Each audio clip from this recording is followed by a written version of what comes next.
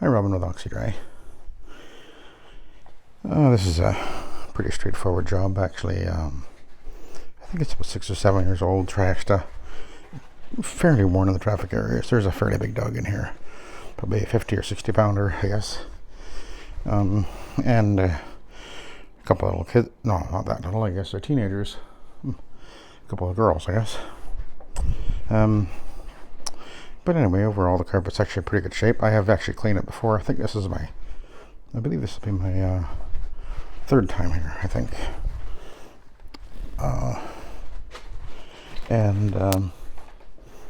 The doggy has a tendency to do some upchucking here and there. And that was one of them there. And then there was one there. And then he tends to lay over here.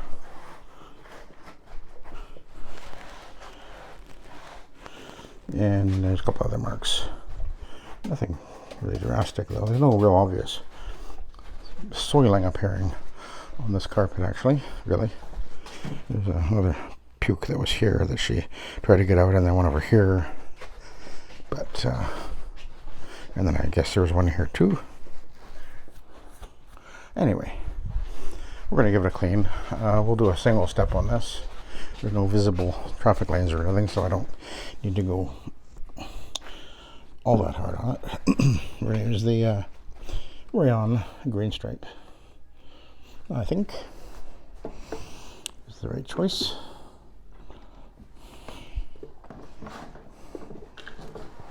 And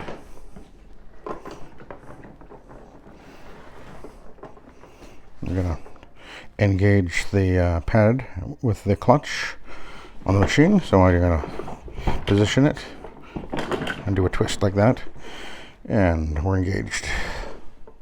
Simple as that.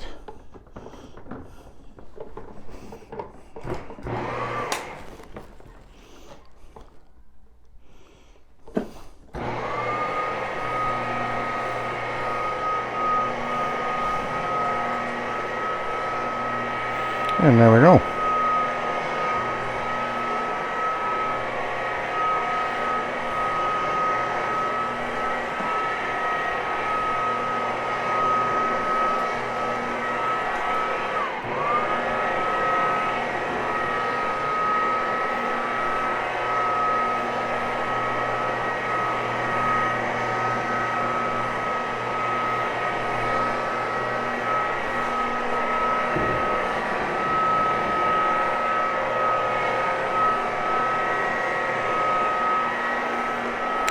So this will be a very straightforward and easy clean. Nothing strange or really all that challenging to deal with here. Just a couple of chuck marks, but I put the suspend with the stabilized ClO2 in it on those stains, and that usually will take them out.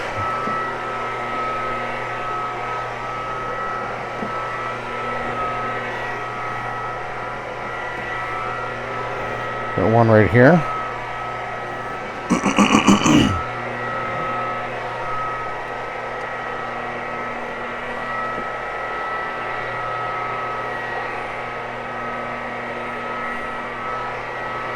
Looks like it's taken it out.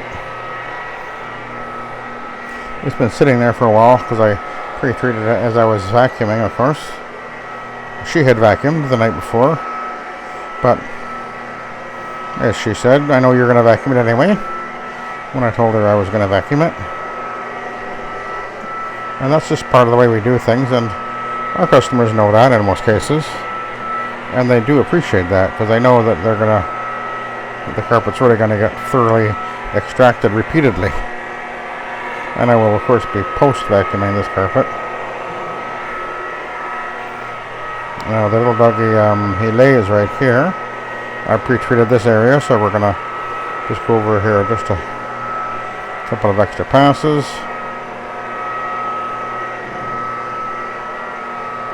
There's a bit of an extra wear there. I guess he probably does the circly thing that dogs often do. Or one of our little doggies is she, my wife will get the bed all set up for her and put a nice blanket in there, lay it all out and everything, and then she goes in there and she digs away at the blanket and whatever and gets it all messed up and everything, and then she settles down on it. They're pretty funny, those little guys.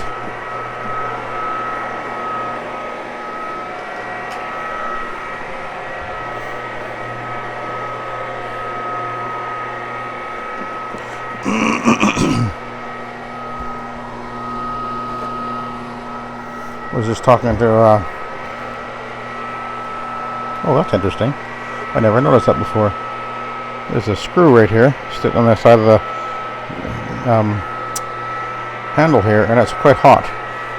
It's a screw that's going into there's some transistors and a little panel in there, and I guess there's a heat sink in there, and it's radiating heat.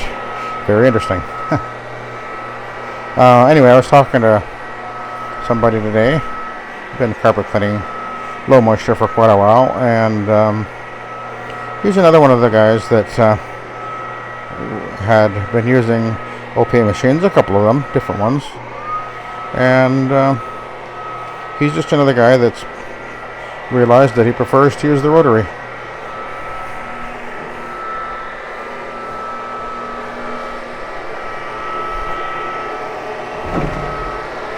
And there's lots of guys out there that are doing that, or have done that, I guess.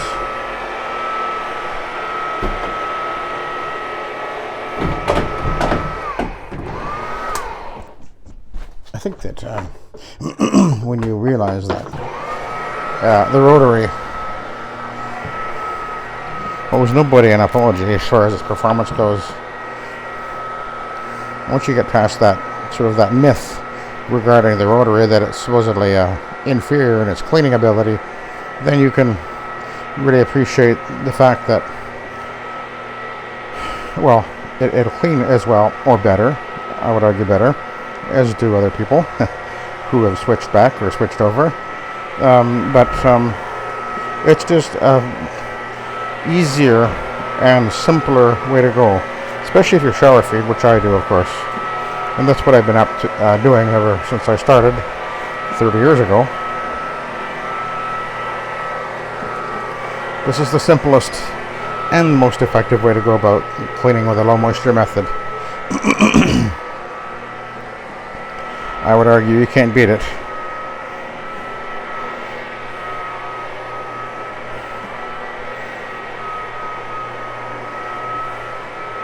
This, of course, is the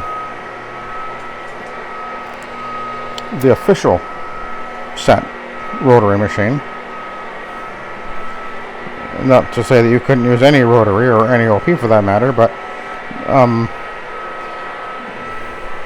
I did determine that of all the rotaries out there, this would be the one that I would say, if you want to have the most versatile and best overall rotary, then this would be the machine to choose.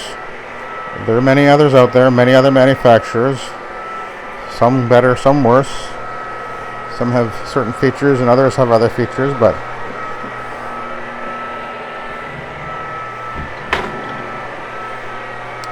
I think this one is the winner for lots of reasons. But and it is available in the USA. For those, I know that most of the guys that watch my channel are in the US, and yes, this machine is available in the US. There is a distributor or two or three. I'm not sure how many there are, but if you have any problems finding a distributor, just get a hold of centaur.machines.com, and they will get you in touch with either get you in touch with a distributor, or they will deal with it themselves, one way or the other. But again, that's not to say there isn't other very fine options out there. Many different manufacturers. There's a lot of manufacturers of rotary machines. Some of them have been around for a long time. NSS is a well-known brand. Of course, Clark makes machines. Have been around for, well, a long time. General, they make a really good machine. I used to have one of them.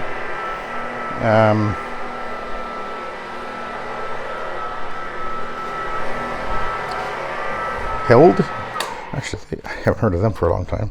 But actually, I'm not even sure if they're still around. But anyway, there's many, many different manufacturers, and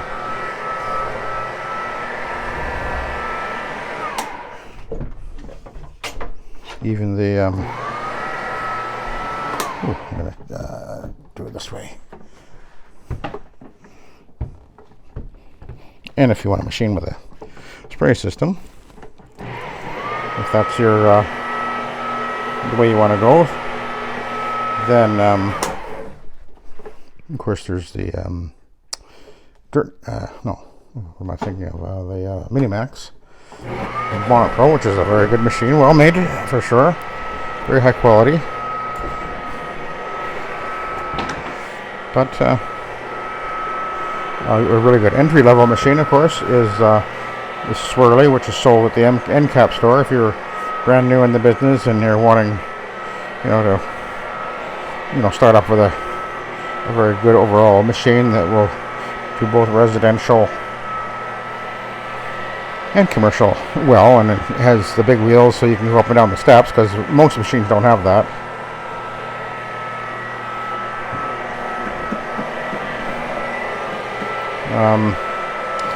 Yeah, there's a 13-inch and a 15-inch Swirly with big wheels and a tank and everything, and they're a great machine. A lot of guys really like them, and I've never heard anything negative about them. They're actually made by Hawk, and Hawk was another manufacturer. I actually have one of my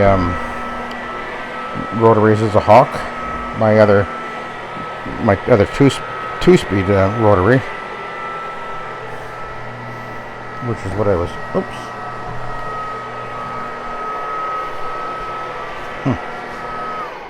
Okay, go back where you were. Yeah, so that's another good brand, and they've been around for quite a while. They make good machines.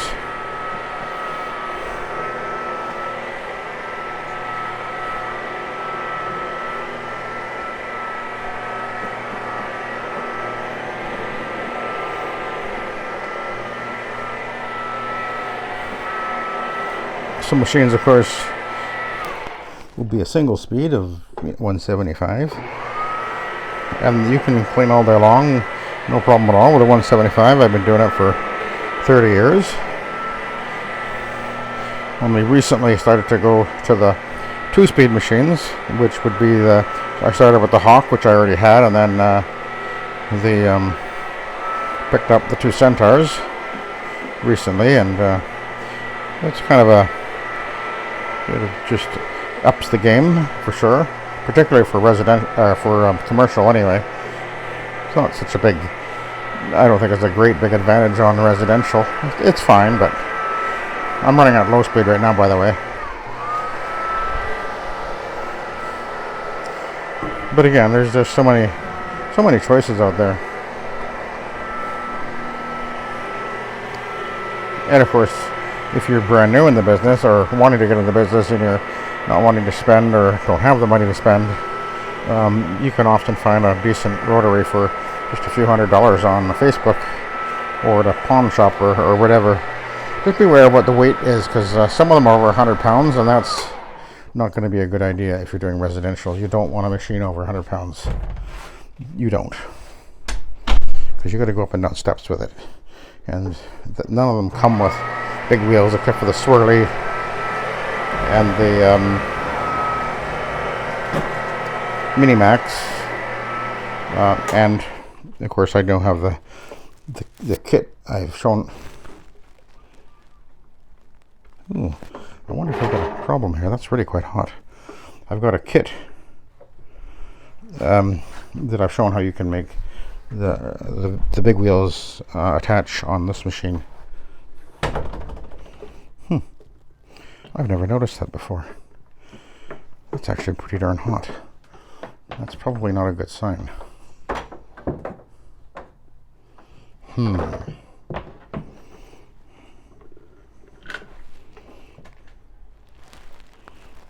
It's really, really quite hot there.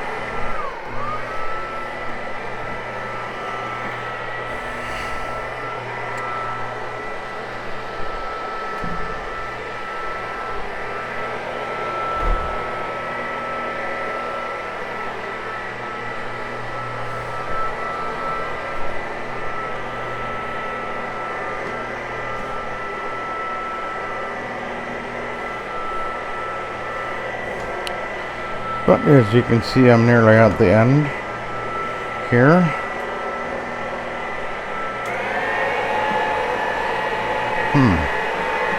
I have a theory, which I'm going to test right now.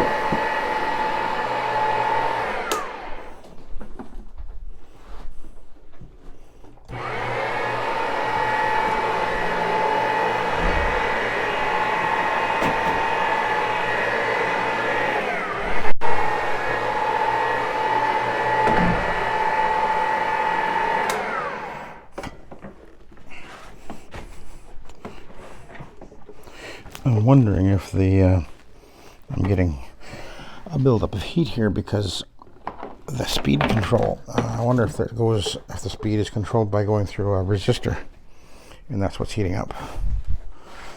I'm not sure. So that's why I went to high speed.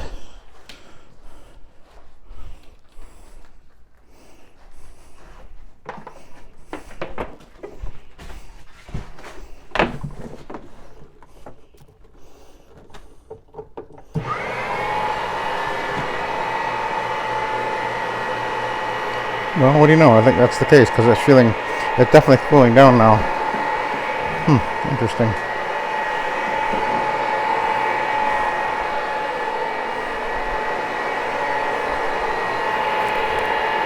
Oh yeah, definitely not hot. Interesting. So let's have a look at the pad.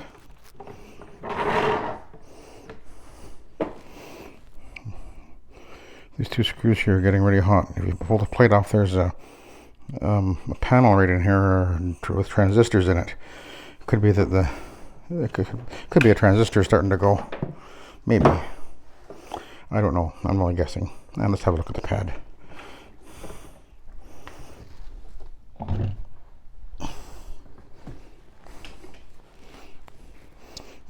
That's fairly dirty. All right. Okay, so we'll get this thing out of the way.